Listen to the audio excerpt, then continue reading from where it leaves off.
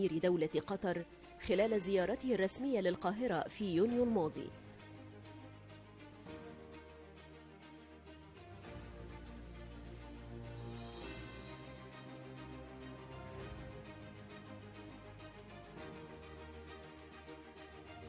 وصل السيد الرئيس عبد الفتاح السيسي للعاصمة القطرية الدوحة، حيث كان في استقبال سيادته سمو الأمير تميم بن حمد آل ثاني أمير دولة قطر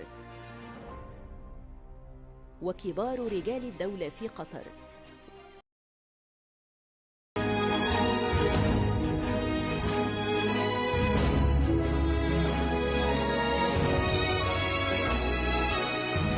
يلي ماشي بخطوة ثابتة وبتحدي، كمل طريقك واحنا في ماشيين وراك.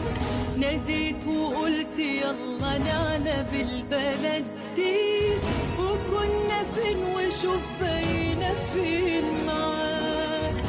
يلي ماشي بخطوة ثابتة وبتحدي، كمل طريقك واحنا في ماشيين وراك. ناديت وقلت يلا نعلى بالبلد دي، وكنا فين وشوف بقينا فين معاك. طريق طويل وحمل شايله مهما زادوا كان تقيل، يا قلب عمره ما اعترف بالمستحيل. طريق نجاح من يوم ما جيت وقلت حي على الفلاح، كتبت قصة تتحكي لكل جيل. طريق طويل وحمل شايله مهما زادوا كان تقيل، يا قلب عمره ما اعترف بالمستحيل. طريق نجاح من يوم ما جيت وقلت حي على الفلاح، كتبت قصة تتحكي لكل جيل.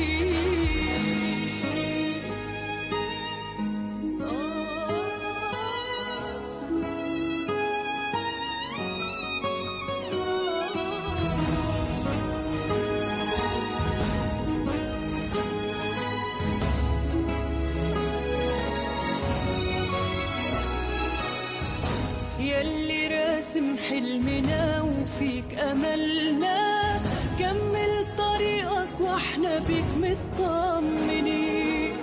من يوم ما جيت وخير بلادنا كله جالنا، صمت الأمانة وقدها طول السنين. يلي راسم حلمنا وفيك أملنا، كمل طريقك واحنا بيك مطمنين.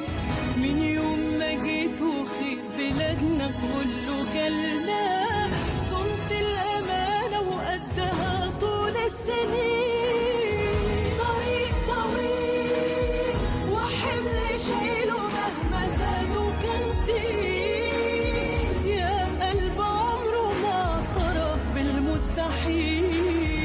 طريق نجاح من يوم ما جيت وقلت حي على الفلاح، كتبت قصة تتحكي لكل جيل.